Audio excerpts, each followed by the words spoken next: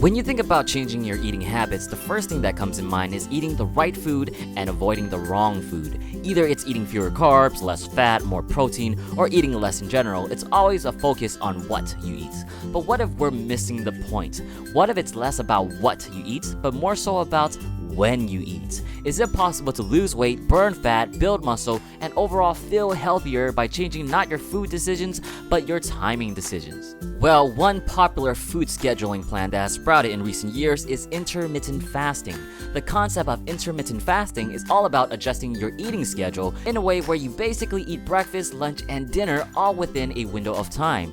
Maybe we can call it Linnerfest or Brunchner or whatever. The window is typically 4 to 8 hours long. The other 16 to 20 hours of your day are spent fasting, where you're eating no food at all and the only thing you can consume is water or in some cases, black coffee. The idea of fasting is actually really old. In fact, there's a good chance that the religion you might be practicing has some form of fasting period. So why is fasting a good idea? The most important aspect of fasting in a physiological standpoint is that it helps reduce insulin levels in your body. Insulin is the primary hormone responsible for the conversion of your glucose molecules, or sugar, into fat. When you fast, you consume less sugar and insulin levels drop, but your body wants to maintain a certain level of blood glucose to make sure you have energy readily available in case you need it. And out comes insulin's mortal enemy, glucagon. Now, glucagon does the exact opposite of insulin, where instead of taking glucose and converting it to fat, it takes fat and converts it into glucose. And at this same moment, your body is also pumping out catabolic hormones such as epinephrine, which further accelerates the breakdown of fat through activation of the enzyme hormone-sensitive lipase,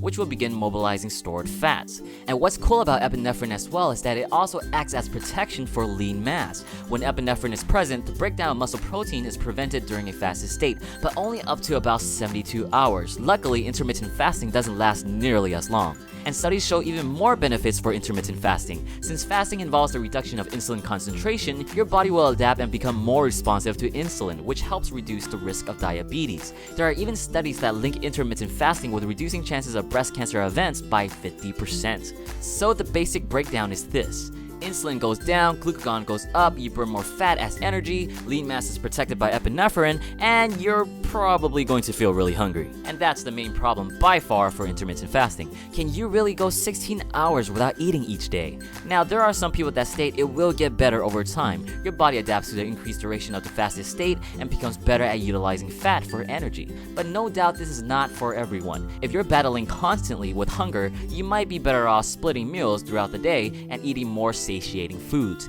And just like any other food plan, you can't escape calories when it comes to weight change. If you're trying to lose weight, you still gotta drop them calories.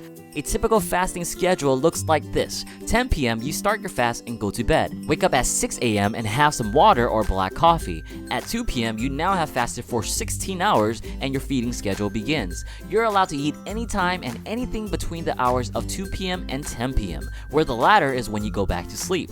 Sounds like something you can do? Why not give it a shot?